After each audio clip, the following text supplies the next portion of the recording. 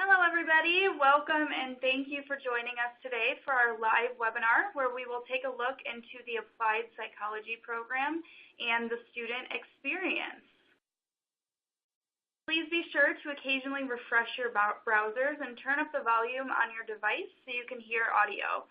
If you have any questions, please use the Q&A box shown below. Be sure to address these at the end of the webinar. Do not hesitate to ask questions here throughout the presentation. Looking to our agenda, my name is Jacqueline, and I'll be the facilitator of today's webinar. We have with us our program director, Dr. Leggett, and our guest alum is David Giardino. Today we'll go over the Applied Psychology program and curriculum, share with you some career directions, meet one of our MAPP alum, David, discuss practical applications of this degree, and finally go over next steps and how to apply.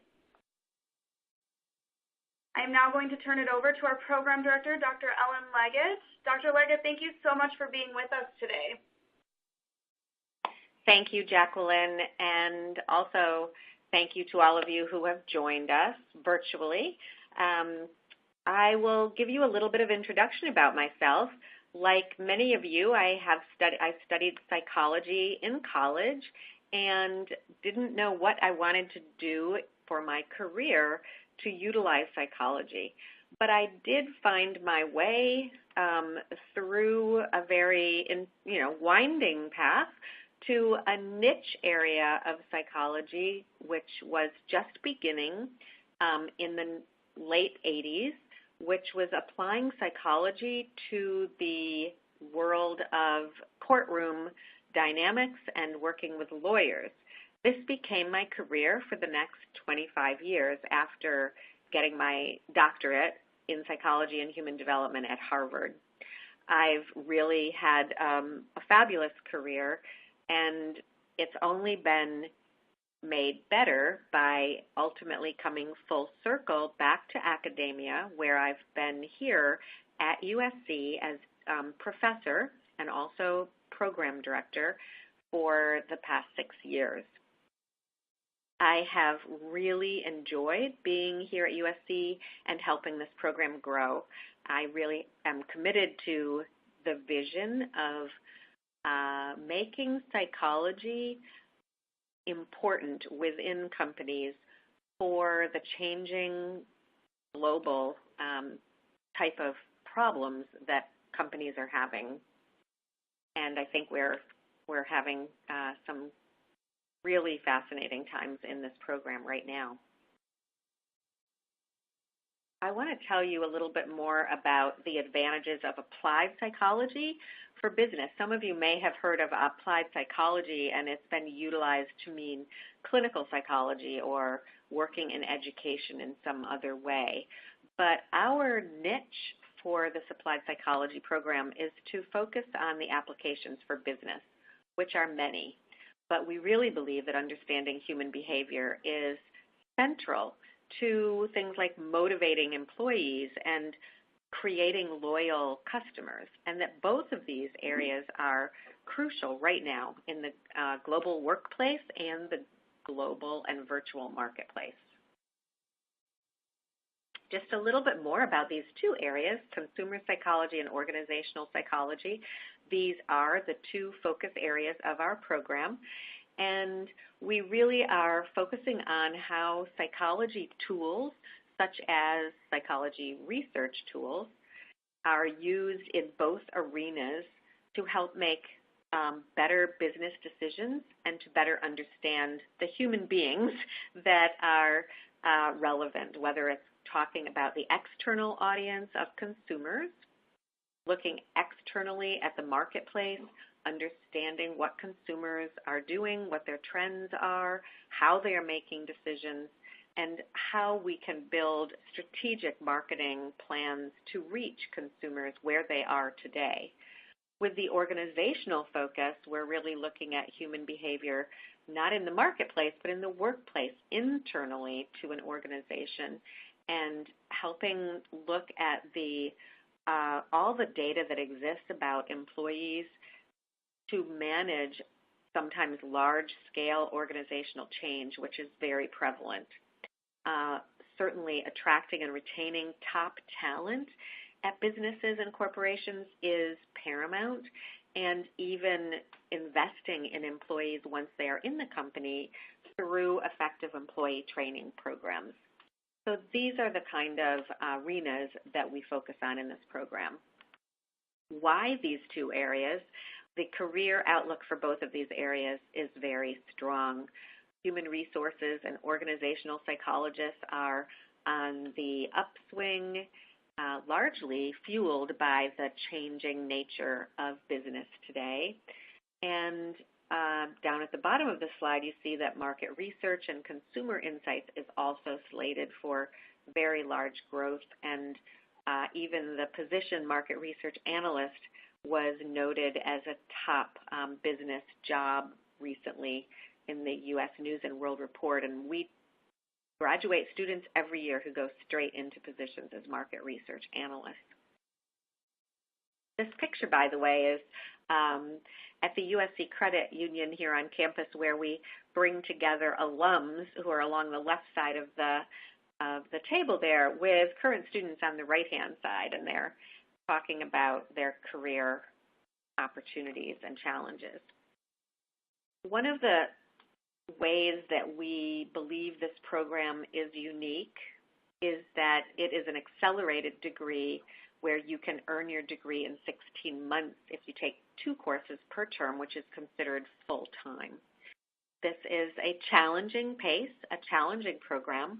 The same program on campus is taught and students graduate in 1 academic year. We have a specifically chosen faculty to work in this program who are noteworthy in that they have academic credentials as well as industry experience, and many are continuing to work in their chosen application field while they are teaching in our program. But what they have in common is their passion for the role that psychologists can play in business. And lastly, we focus on the fact that this curriculum is constantly evolving. We want to be very cutting edge and increasingly globally relevant. Students learn through team-based projects and real-world projects, case studies, whenever possible.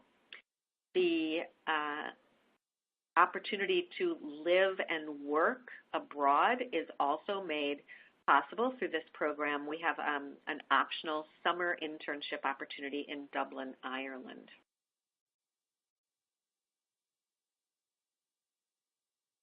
I'm sure you have looked at these things on our website, but the requirements of this program really break into three different groups. There are required foundation courses, there are required practica, and there are elective options.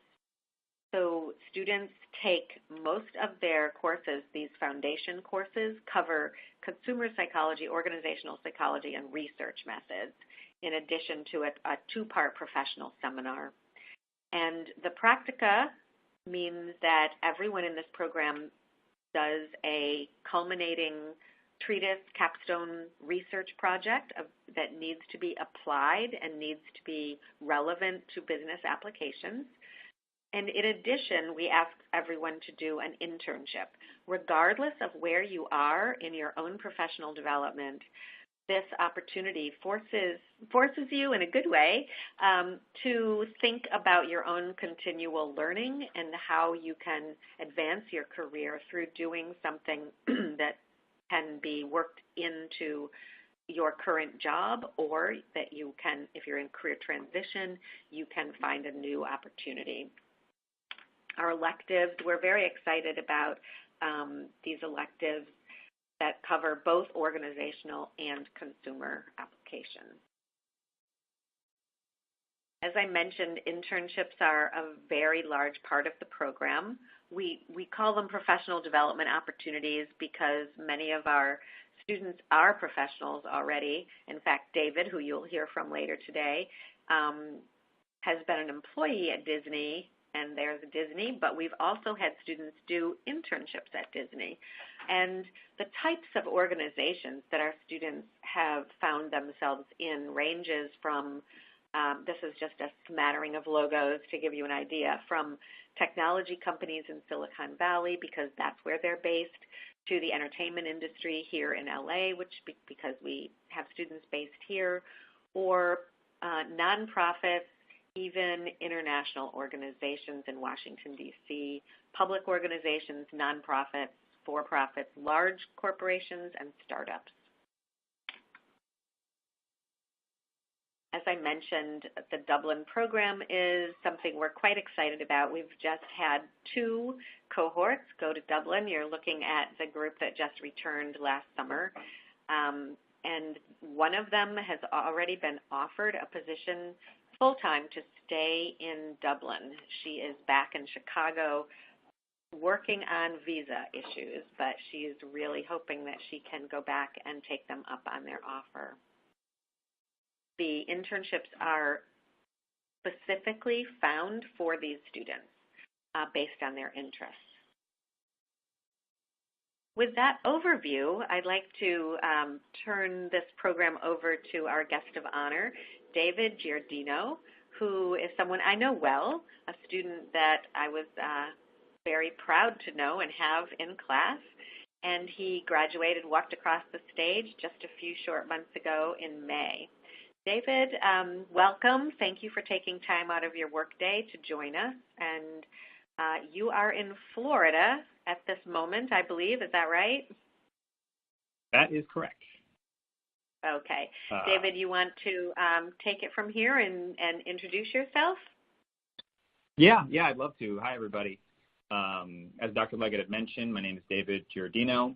I just completed the MAPP program this spring.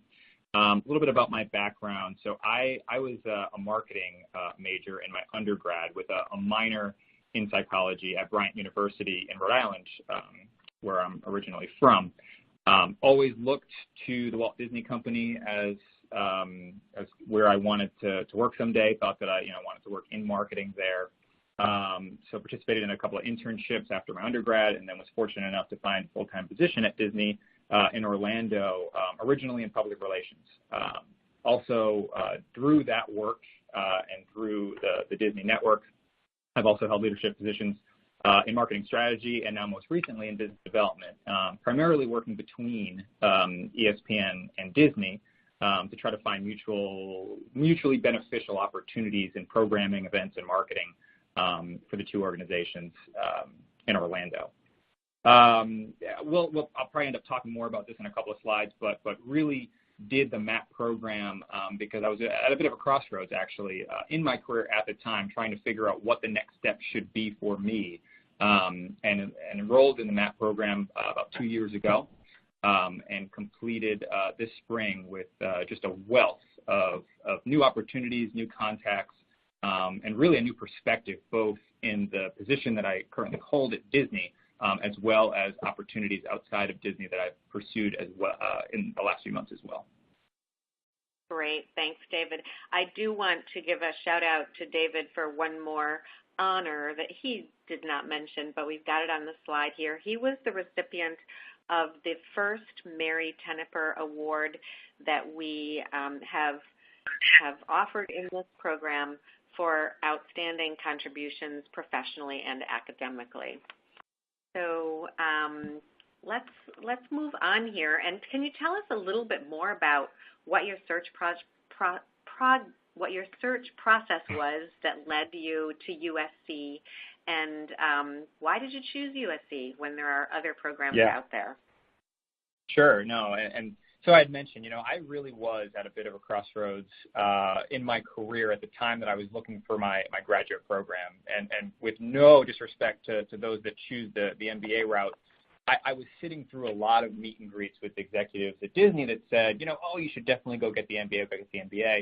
And for me, I wanted to do something a little bit different. I still knew that I needed to do something that was in business, applied in business, but being a minor in psychology, I always had an interest in pursuing what the role of consumer behavior is in the purchasing process. And that was really the first thing I was looking at was, can I find a program that puts more emphasis on the role of consumer behavior, consumer psychology, because I actually felt like that might be the most interesting part of an MBA program, so I'd like to actually place more focus on it. The other part to me certainly was to find a school, that is world-renowned, a school that I knew would provide a fantastic curriculum. Knowing that I was going to do this program online, I wanted it to be an institution that I could trust, that I knew that I would get, the return in terms of the time that I put into it, both in the quality of students as well as the faculty that would be teaching the program. And for me, really, what was most interesting is, I was more interested in the consumer psych part because that was, at the time, I was in marketing, and that was really what I thought I was going to benefit the most from doing this program. I thought, well, I'll do the organizational psychology parts because it's part of the degree, and that's great, but the consumer part is really probably what will help benefit me most in my career. And what's interesting is, as much as that has been true, and I've got a much clearer outlook on that piece of it, both within my marketing job and now within business development, where that still comes in handy, I have so much more appreciation and understanding of the organizational side, all of the different things like change management and leadership and culture and performance management, things that I didn't really know what they meant, even if I had heard the terms before. I now can put into practice both in my job and then also working externally. And that, to me, was one of the more rewarding things, was the part of the degree that I didn't even anticipate really needing as much becoming the part that interested me most. Great. And could you mention what your thought process was approaching an online degree? Was that a plus for you? Was that something you were concerned about? Yeah, no, it's a good question. I mean, I knew I needed flexibility. I was, in a situation where it's a full-time job at Disney that also occasionally means you're working, hours into the night answering emails or what have you. Also from a personal standpoint, I'm married. My wife was looking at a grad school program at the same time. So there was a lot that I was trying to balance. I needed to find a program that, predominantly was, or exclusively really, was online, that gave me flexibility, but I also wanted to make sure that the program had some kind of structure in place that still felt like I was connected to it based on what we were doing every week, based on the structure that the faculty had and the relationship they had with the students. So it really was this kind of perfect blend of finding a program that I could feel connected to, but then also it honestly just needed to be flexible, especially since I'm on the East Coast. So, couldn't be much further, at least domestically, from the institution, making sure that I could be able to do that, in nights and weekends. Great. Let's focus now on what it was actually like taking classes in this online program. I'll first point out here for all of us on this webinar right now is that this image is actually taken of a professor's screen at his computer while he is teaching.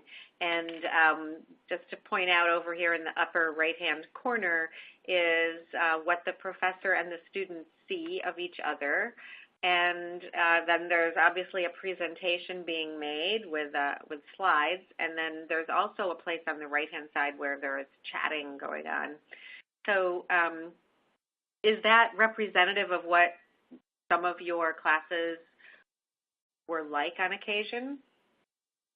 It was, and I will say that I thought that the live sessions that are being depicted in that photo were one of the biggest advantages of this program, particularly in terms of feeling connected. I looked at other programs that did not incorporate this, and this was really a big part of it to me because, again, it's an online program. You want to feel connected, but you also know that the amount of proactive communication you can do in a busy schedule is going to be limited.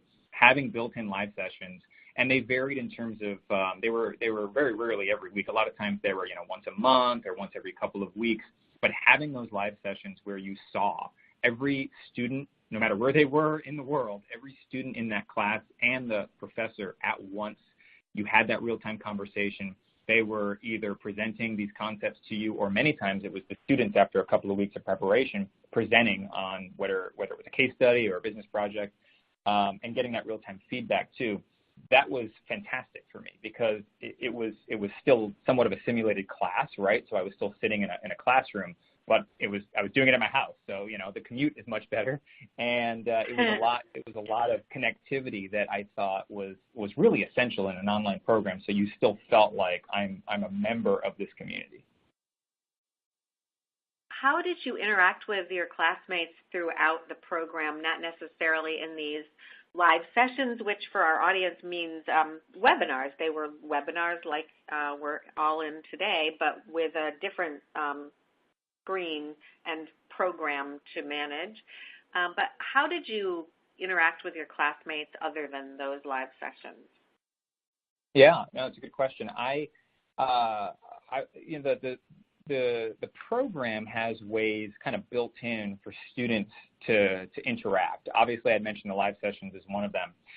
There's also weekly discussion board posts where the students are constantly talking and communicating.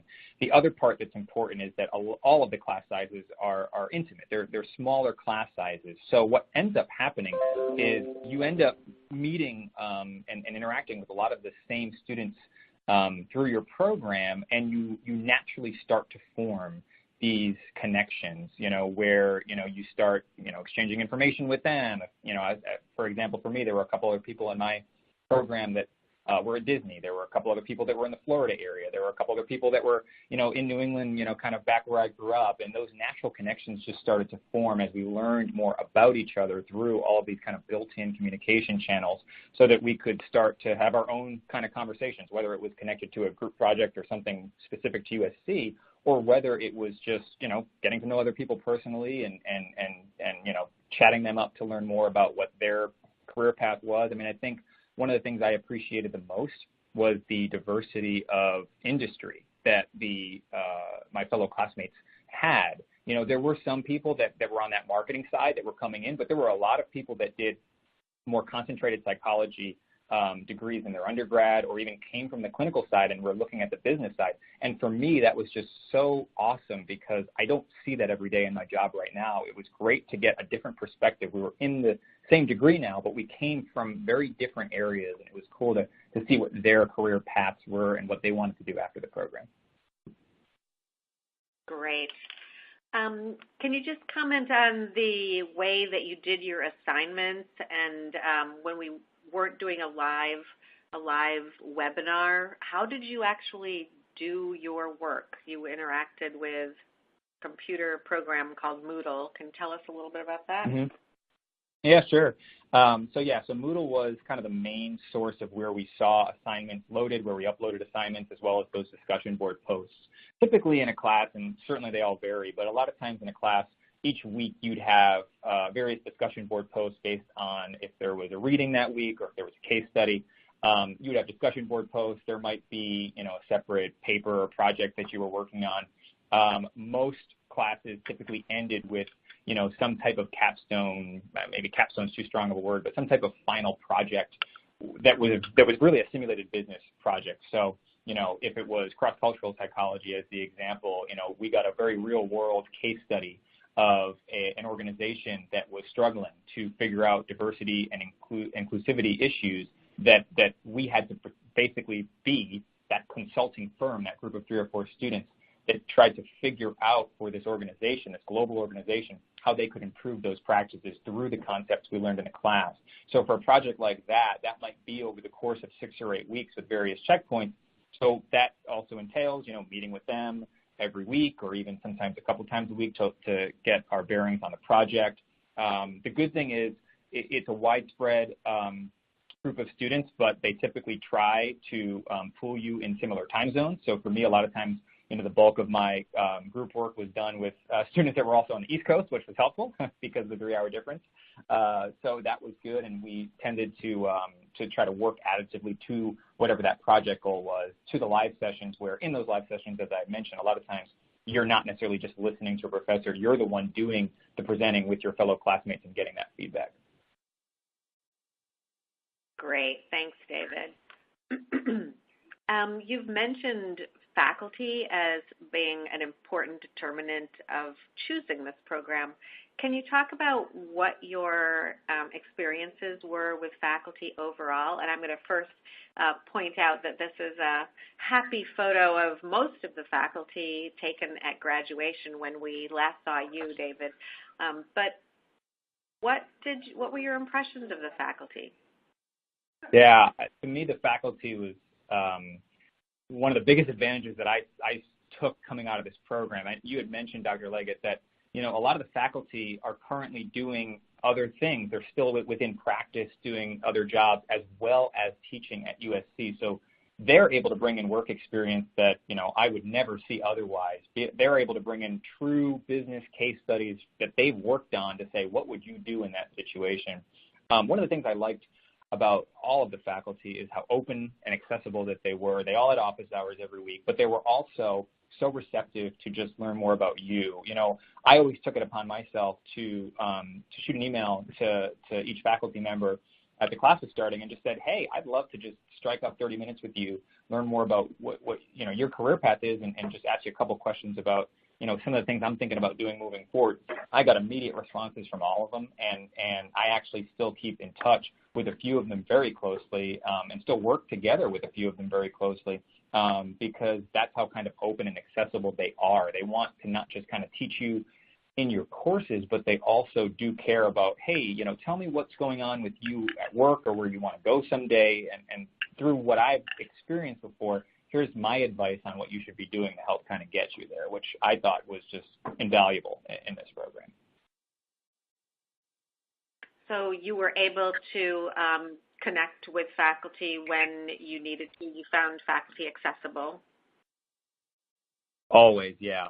I mean, that to me, it's a concern, right, for prospective students to take an online program. I'm sure a lot of their questions would be, how accessible are those faculty members? And I can say, speaking firsthand, that they truly were, and they truly went above and beyond. Again, not just within the class, giving you feedback on assignments and everything else, or commenting on discussion board posts, but also setting up time separate. Like I said, every single week.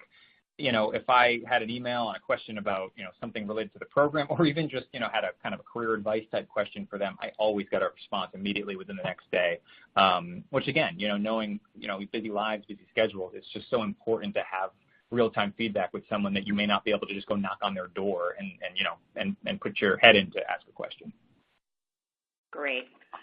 I appreciate those kind words, and I will say from my vantage point, the faculty really cares about mentoring. That's one of the main reasons we're in this program, that we love the opportunity to share what we're doing in our day job, so to speak, with students who are so eager to learn. Okay, this is kind of our last slide, David, and I'm bragging a little bit here about this having been, this is a photo of you and me, right? Yep.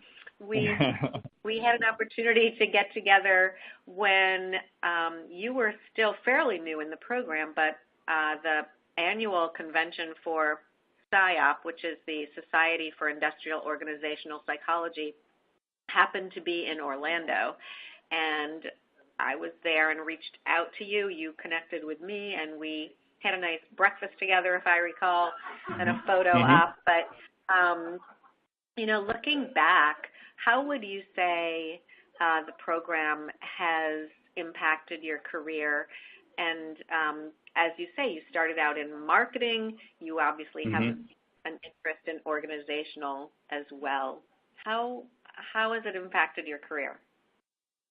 Yeah, I can give you two really good examples. One certainly is my internship. So my internship, again, as a full-time employee, I wasn't able to go out and get like a true, 20-hour-a-week organizational job somewhere. The great thing about this program is its flexibility in finding another practical opportunity that fits what an internship should be, even when you're working full-time somewhere else. So I actually worked with one of my professors that I had one of the best relationships with and said, hey, are you doing anything currently within any of your consulting work that would make sense that you could bring me in on? Because I'd love to do something on the organizational development side. I've done a lot on the consumer side. I'd love to do something that puts some of what I've learned at USC to work on the other side of this degree.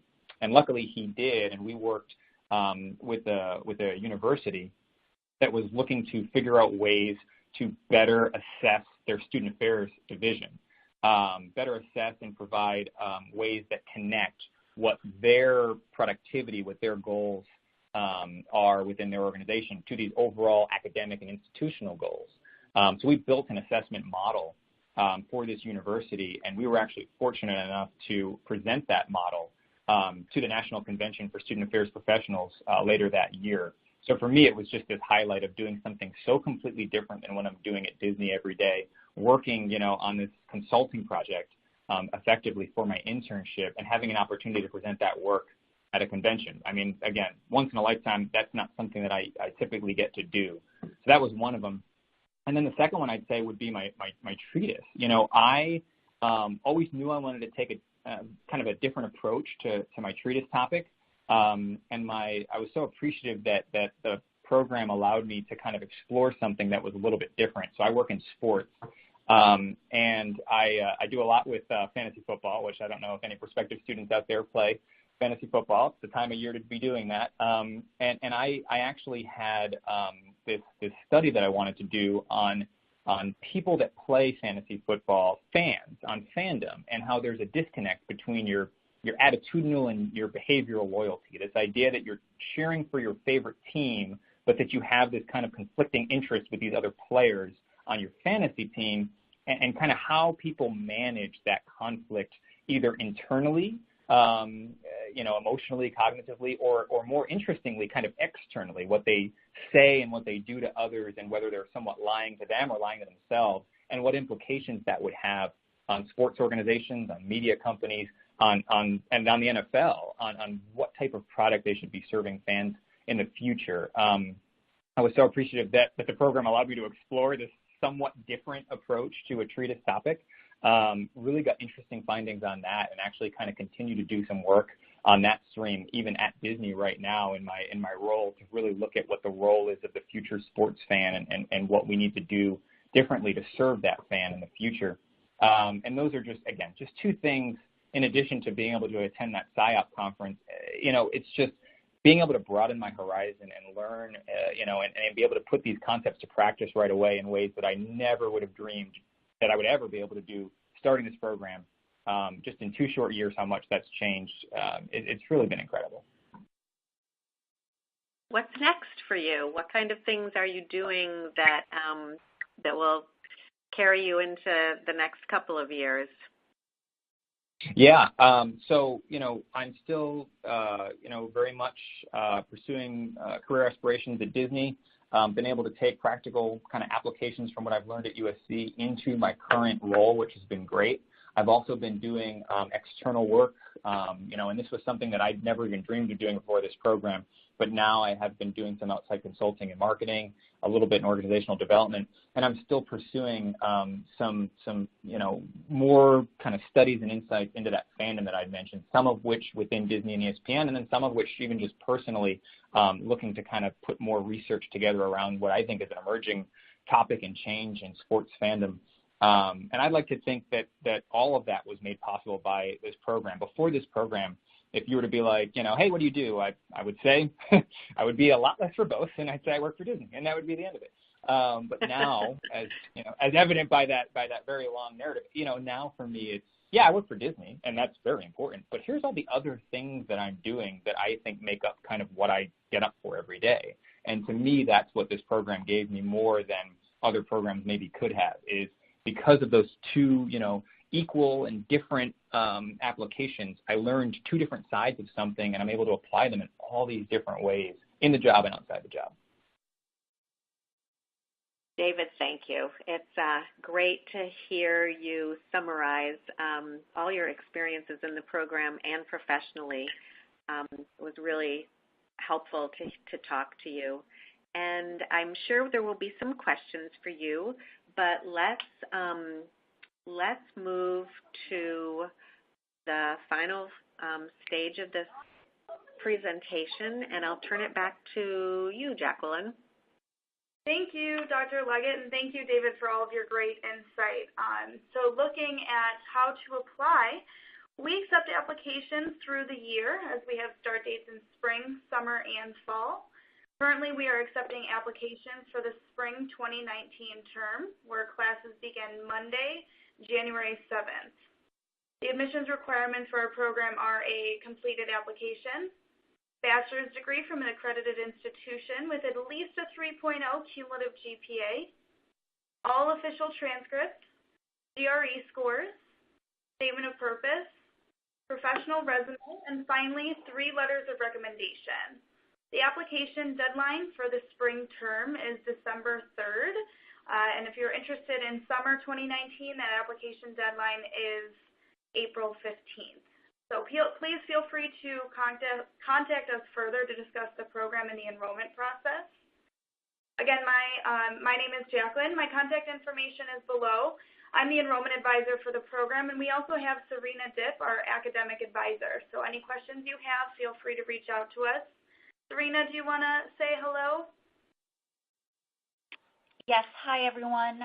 My name is Serena. I am the academic advisor for the MAPP online program, and as Jacqueline mentioned, feel free to reach out to me if you have any questions.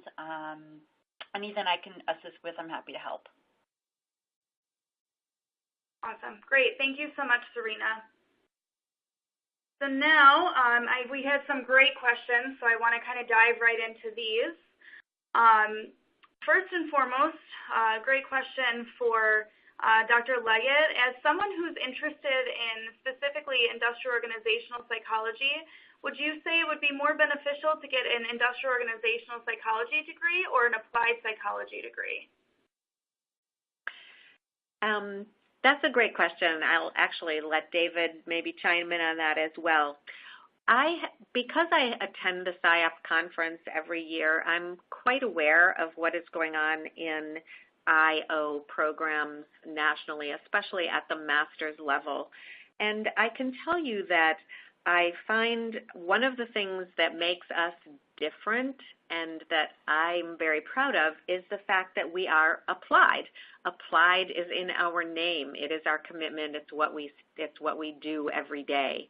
And one of the things to bear in mind about many IO programs is that they are quite academic in building skills, but not necessarily connecting you to the business world. So I think they're likely to be longer programs, and perhaps it's worth investigating compared to our program with a shorter duration and the impact that our graduates can make in the world immediately upon graduation because they have already had experiences applying what they're learning in the classroom. Any other thoughts on that, David? Yeah, I'd mirror that just by saying it depends on what that career path is. But if you are looking to do something within organizations, like whether that's working for one, consulting with, I typically think that the applied side makes a lot more sense just because, again, you are able to take, academic principles and a lot of, amazing, interesting research, but you're able to directly apply that into current day organizational challenges, and you're able to somewhat stay more connected to how that present day organizational leader really thinks and acts and feels, so that it becomes a much more applied opportunity for you to hit the ground running after this program. Thank you. Yeah, thank you both. That was great. So with that too, kind of piggybacking off of that, how much would you say of the program is more research-based versus academic or lecture-based?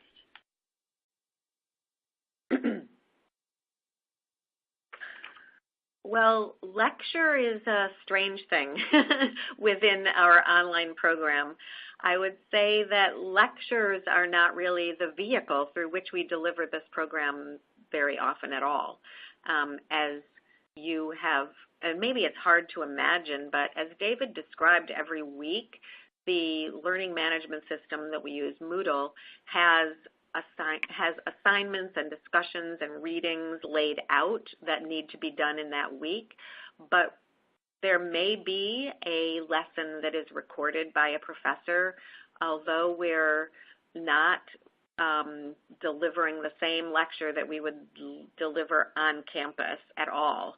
It's a very different way of learning. Research is, obviously we have an applied research class that is required, and your capstone project will be research as well. But students are reading primary research from academic journals throughout the program. Okay, great. Thank you so much, Dr. Leggett, for clearing that up. We had another great question. David, I think this is going to be a great one for you. Can you discuss in a little bit more detail the networking opportunities that you found beneficial within the program? Yeah, absolutely. So first and foremost, I saw live sessions as that first initial opportunity to network. Here's the chance to meet your fellow classmates face-to-face and your professor. The office hours that professors keep every week, as well as a lot of times those introductory meet and greets that they either suggest that you schedule, not necessarily mandatory, but again, just like any networking, if you take advantage of every opportunity, you're going to get more from it. So I think those initial opportunities to meet with faculty that are teaching your classes, to learn more about them personally and give them your kind of outlook on what you want to do and where you want to go, and see what advice they may have for you. I think, those to me pop right off as great opportunities that you have to meet, interact with, and really form more of a relationship with your professor or with other students. Okay, great. Thank you, David, for that. So another few questions actually relating to the treatise. What are some examples of the treatise topics students have used in the past? Dr. Leggett, can we discuss a little bit more detail regarding the treatise? Absolutely. In spite of the ominous-sounding, lofty name treatise, this is really a project that is some kind of data-driven exercise that leads to recommendations and a deeper understanding of a real company or corporate problem. The best treatises, I would say, are like David did, one where there's a real problem, there's real data, and you are actually making recommendations to a client about how to move forward based on that. Students often combine their treatise project with their professional development activity, and sorry, David, I just switched your treatise and your internship in that thing I just said last. But the treatise can be related to your internship or not related to your internship. It's as though, David, you did two treatises with all the work that you did. But often students are finding treatises in inspiration just looking around them at the job that they do. And for example, I was just talking to a student recently who was doing her internship in talent management in a company that was relocating its corporate offices. And she had an interest in stress in the workplace. That was her academic interest. And as she was in her professional development opportunity, she looked around and said, this move of the offices is creating a lot of stress. And she conducted a 2-part survey of employee attitudes and emotions regarding the move. The first part was before the move, in anticipation of the move. How were they feeling? How were they reacting to corporate communications about it? What were their fears? What did they need to know? And then she did a second part survey after the move, after a month, to assess, now that they were across that threshold, what were their sentiments about the move. So all of this information was turned back to management so that they could make decisions about how to address what employees' needs were in a way that they had not anticipated doing, but for our student needing to do a capstone research project. Students have done things about advertising effectiveness, about the use of office space versus open cubicles within office space. They've looked at we've done international studies on shopping experiences in Mexico, on cross-cultural issues where they've translated a survey into multiple languages in order to understand individual country identity, and there's an infinite number of topics that students can research, and it's largely driven by your personal interests. Great. Thank you for that clarification, Dr. Leggett. We had a great question come in for David. What is something that you found frustrating or challenging about the online program? I will say there is, again, I'm a full-time employee somewhere, right? So it's a 40-plus sometimes hour a week job. And Dr. Leggett said, I mean, especially if you're taking 2 classes at once, the program can be,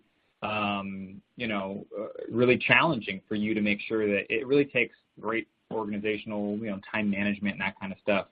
I think that's really the big piece is going from, having a full-time job to, now I'm having a full-time job plus doing a graduate degree that is online. Which again, I think there's benefit to because of that flexibility, but then there's also that, hey, if you push, everything that you need to do because, maybe this week you don't have a live session and other than a couple of discussion board posts, nobody's really checking up on you because you're not going to a class once a week or 3 times a week.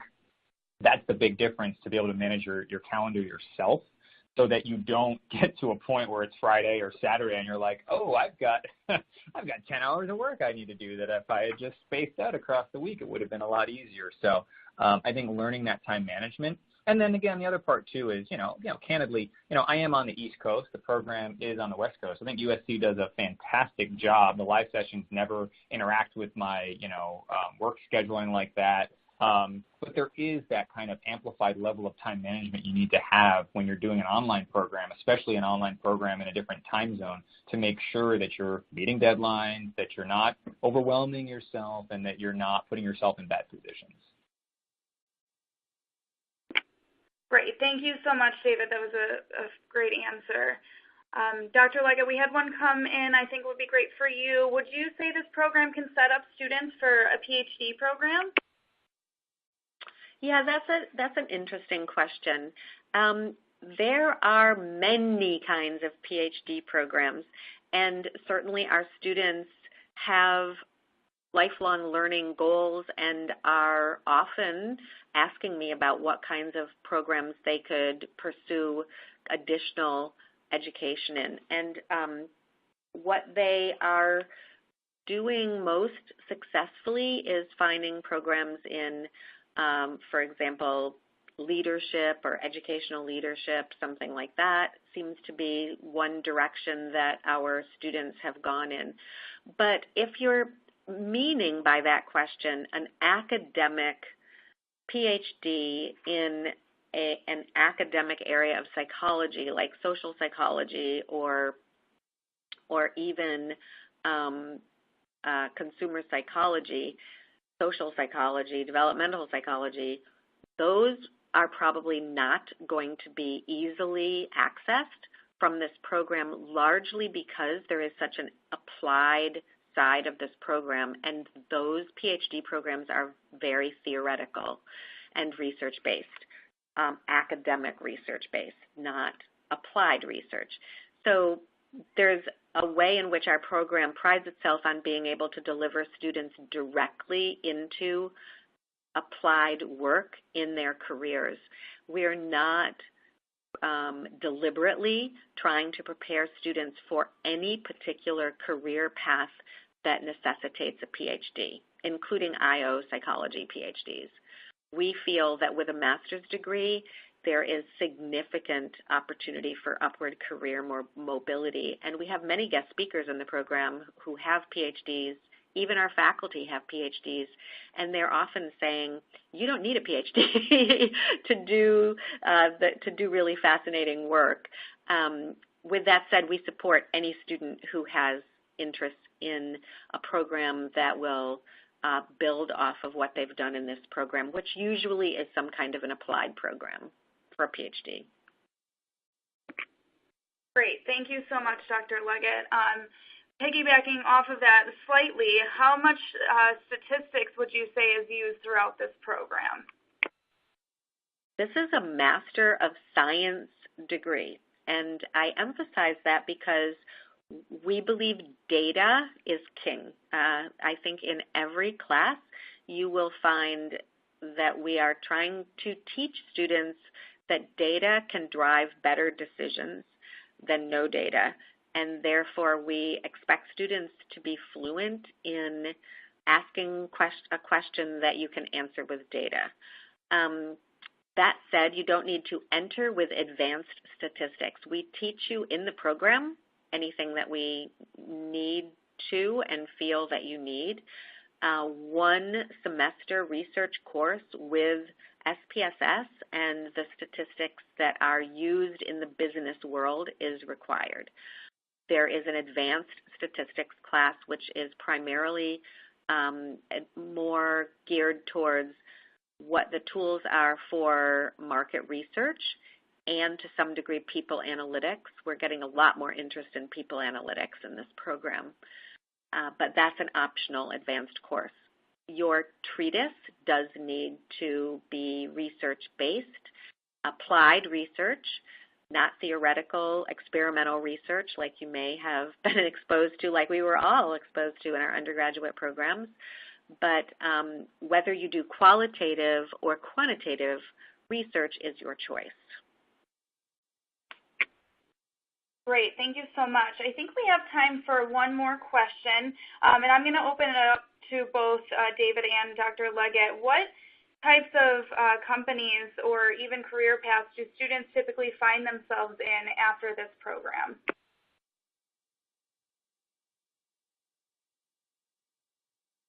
I guess I'll start with that. I think that on the consumer side, students either enter with some kind of exposure to market research or marketing, or if they're coming straight out of an undergraduate program, that is what they're aiming for. Graduates of our program are, I think I would use the word snapped up pretty quickly anywhere in the country if they are seeking a position in consumer insights or market research. We have relationships with some of the largest global research companies in this arena, and students are very, very well prepared to go into consumer insights market research work, as well as general marketing, I would say social media marketing in particular. On the organizational side, again, it depends upon how much experience students have had prior to entering the program. But if there's no experience prior to entering the program in the professional sense, and maybe you've been working in HR, in an HR office, doing something preliminary to learn about the field, students leaving this program have been able to leverage the program into positions in talent acquisition, talent management, training, learning and development. And I think the level at which you enter depends upon what you've done for your internship and treatise, as well as combined with what kind of experiences you had previously. But we have students in this program who are at the very pinnacle of their career. We have CEOs in this program, as well as we have students who are coming straight up their undergraduate program. And I might ask David to comment on that mix. How did that work for you as someone who is a seasoned professional? Yeah, I would say even too, somewhat mirroring what you said, as I think about some of the students that I knew or still keep in touch with, if they were on the consumer side, a lot of them were either in or are now in marketing strategy, brand management, some type of creative or marketing field that has to draw on consumer research or consumer insight. And then also a lot of HR offices or HR business partners, recruiting, talent acquisition. For me, I started the program in marketing.